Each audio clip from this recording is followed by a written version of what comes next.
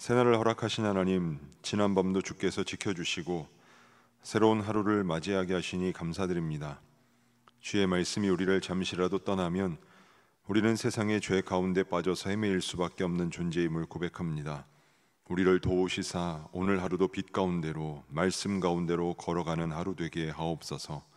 말씀 안에 거하며 좁은 길, 바른 길을 가는 하루 되게 하여 주옵소서. 예수님의 이름으로 기도드립니다. 아멘.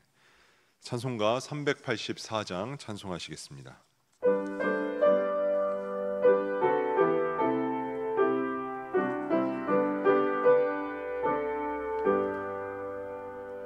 나의 갈 길 다가도록 예수 인도하시니 내 주 안에 있는 긍휼 어찌 의심하리요. 믿음으로 사는 자는 하늘 위로 받겠네. 무슨 일을 만나든지 만사형통하리라.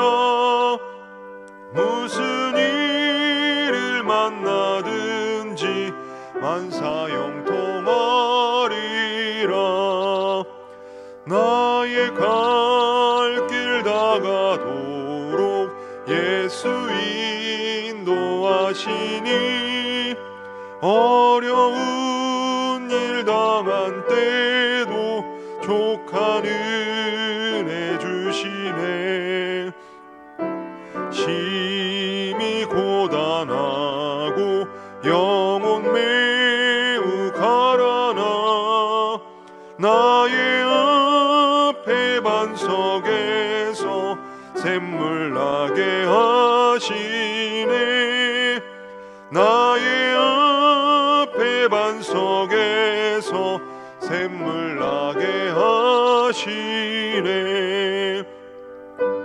갈 길 다가도록 예수 인도하시니 그의 사랑 어찌 큰지 말로 할 수 없도다. 성령 감화 받은 영혼 하늘 날아갈 때에 영영 부를 나의 찬송 예수 인도하셨네. 영영 부를 나의 찬송 인도하셨네. 아멘. 오늘 우리에게 주신 하나님 말씀은 열왕기하 13장 14절에서 25절입니다. 열왕기하 13장 14절에서 25절까지의 말씀. 구약 성경은 584면, 생명의 삶은 114에서 115면에 있습니다. 이제 하나님 말씀을 봉독합니다. 엘리사가 죽을 병이 들매 이스라엘의 왕 요아스가 그에게로 내려와 자기의 얼굴에 눈물을 흘리며 이르되 내 아버지여 내 아버지여 이스라엘의 병거와 마병이여 하매 엘리사가 그에게 이르되 활과 화살들을 가져오소서 하는지라.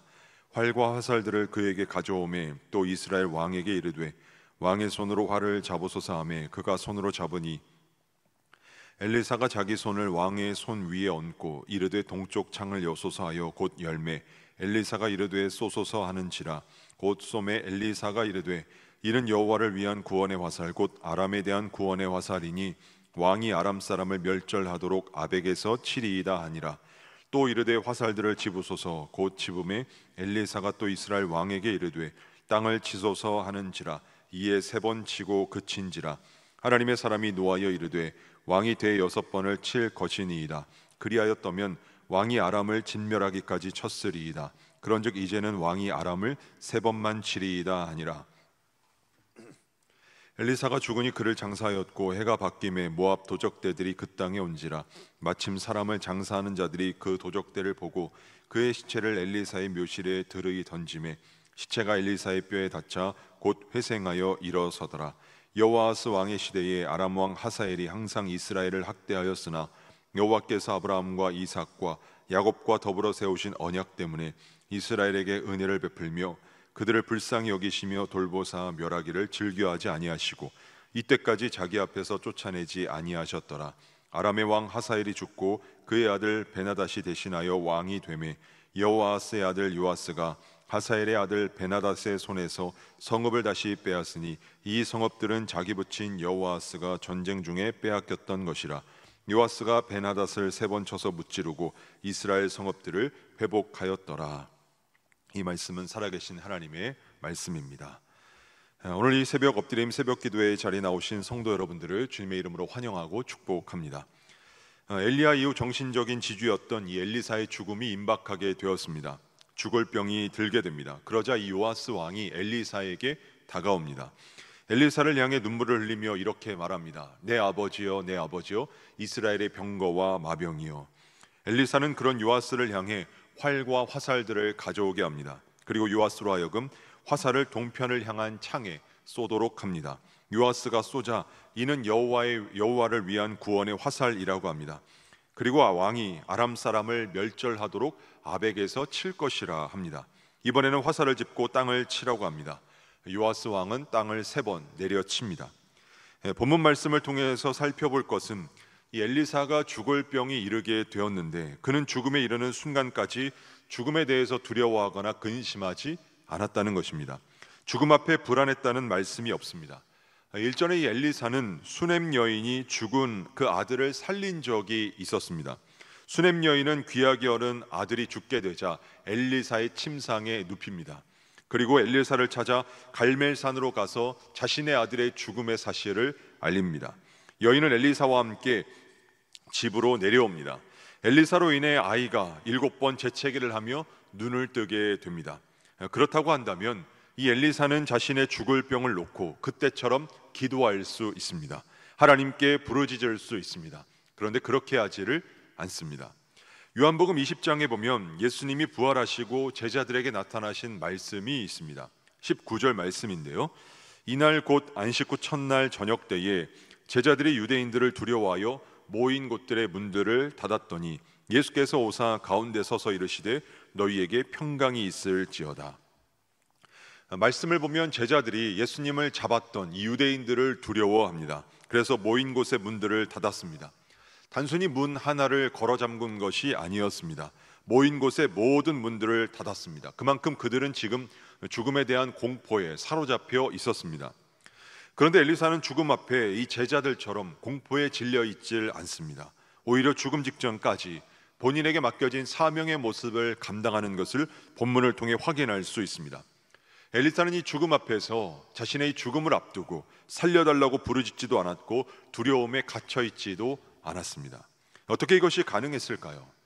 이 앞장에 나오는 열왕기하 2장에 보면 엘리야가 하늘로 올라갑니다. 엘리야가 죽지 않고 하늘로 올려졌습니다. 엘리사는 하나님께서 엘리야를 데려가시는 모습을 직접 목격하였습니다. 놀랄만한 일이 벌어진 것입니다. 엘리야의 승천에 대해서 얼마나 믿기가 어려웠으면 생도들 중 몇 사람이 엘리사에게 이렇게 말합니다. 성령이 그를 들고 가다가 어느 산에나 어느 골짜기에 던지셨을지 모르니까 용감한 사람 50명으로 하여금 엘리야를 찾도록 하면 어떻겠습니까? 엘리사는 만류하도록 합니다. 하지만 생도들이 바득바득 우겨서 이를 허락합니다. 엘리야의 승천을 믿지 못했던 생도들의 불신앙적인 모습이었습니다. 생도들은 3일을 찾다가 헛고생만 하고 돌아왔습니다. 이 반면에 엘리사는 엘리야가 하늘로 올라갔다는 것에 대한 확신이 있었습니다. 자, 엘리사는 하나님께서 회오리 바람을 일으켜서 엘리야가 살아있는 채 하늘로 끌어올리시는 모습을 보았습니다. 지금 자신의 눈앞에서 놀랄만한 일이 벌어졌습니다. 이 일이 엘리사로 하여금 죽음 앞에서도 절망하지 않게 했을 것입니다. 죽음의 순간도 두려워하지 않게 했을 것입니다. 늙어가는 것도 병이 드는 것도 서럽지 않게 했을 것입니다. 예수께서 부활하신 후 제자들을 만납니다. 그러자 부활하신 예수님을 만난 제자들이 변하게 되었습니다. 죽음이 두려워서 모인 곳에 문들을 닫았던 제자들이 죽음도 두려워하지 않게 되었습니다. 물불을 가리지 않고 복음을 전하는 자들로 변하게 되었습니다.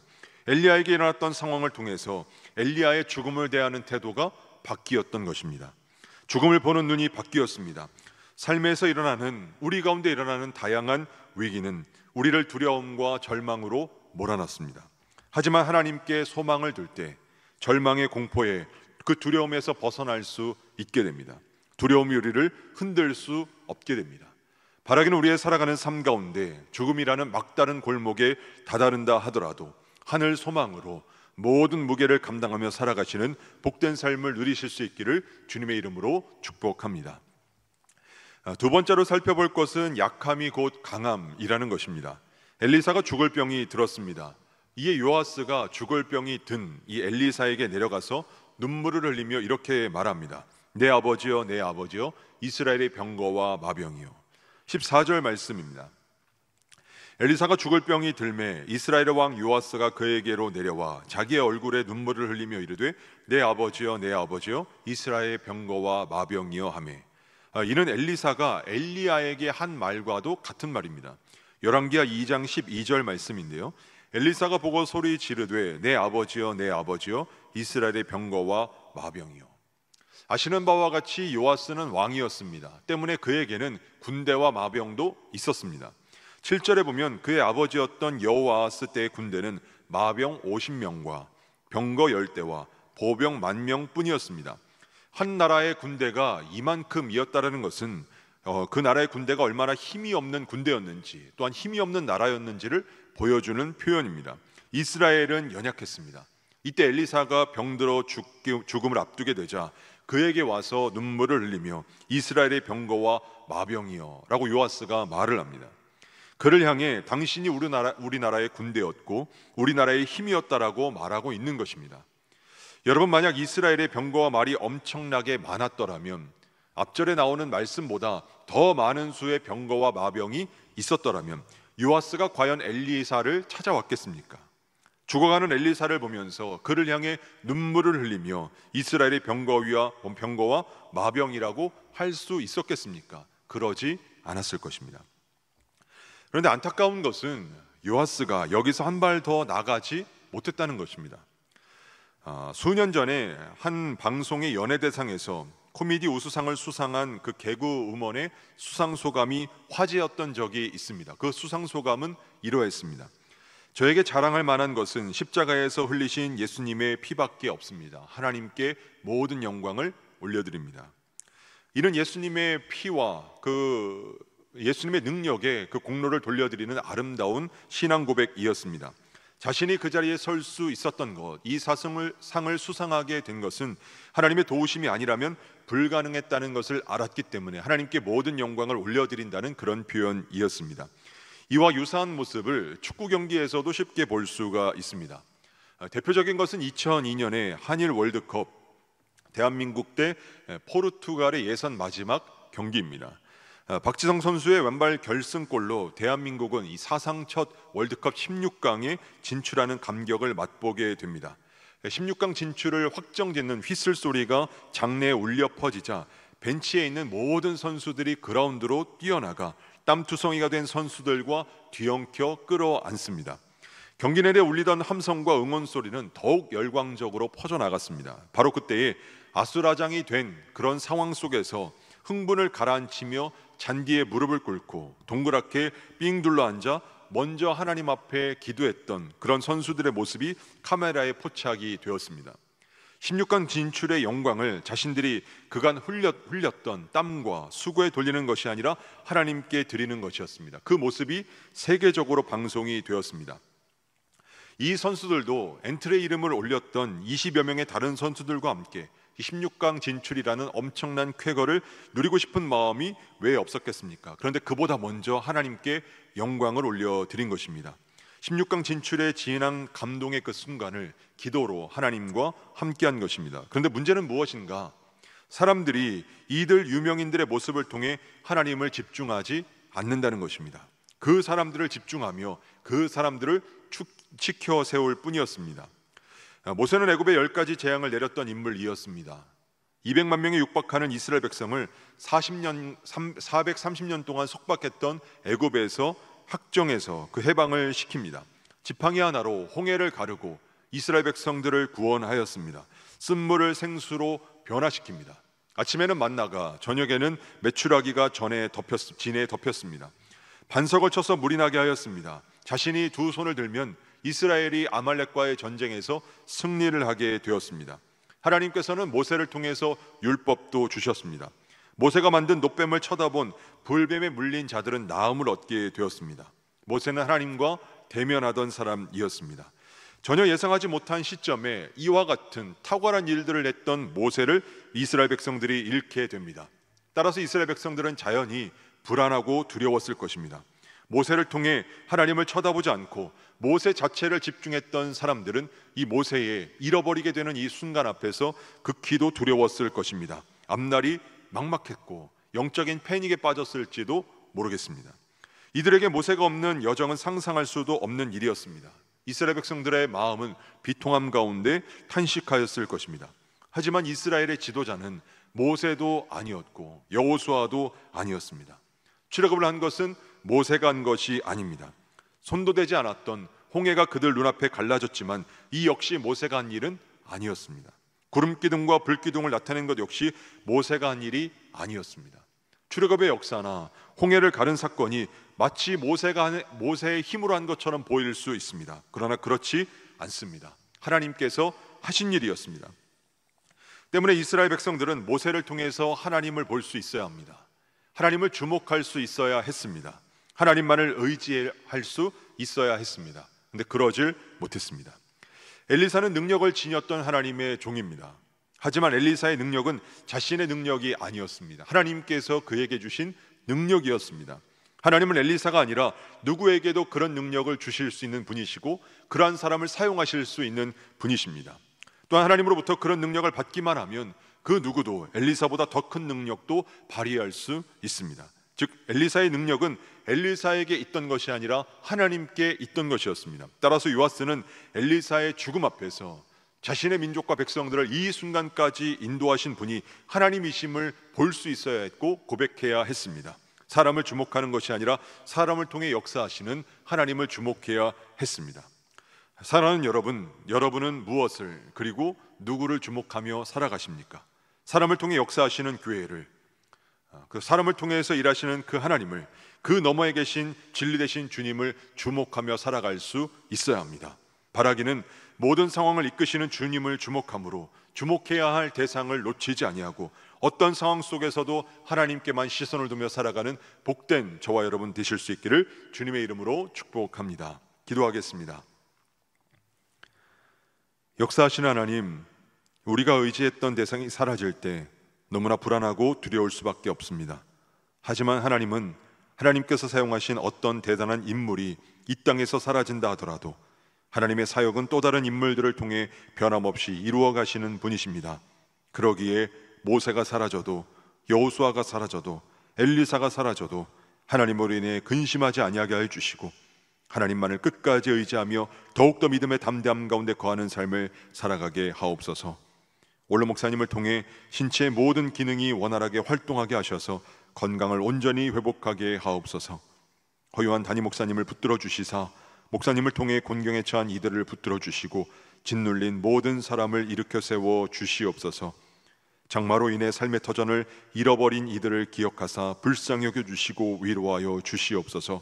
하루라도 빨리 복구가 이루어지게 하시고 이들을 위한 대책들이 잘 마련되게 하옵소서. 이 새벽에도 귀한 헌금을 드린 손길이 있습니다.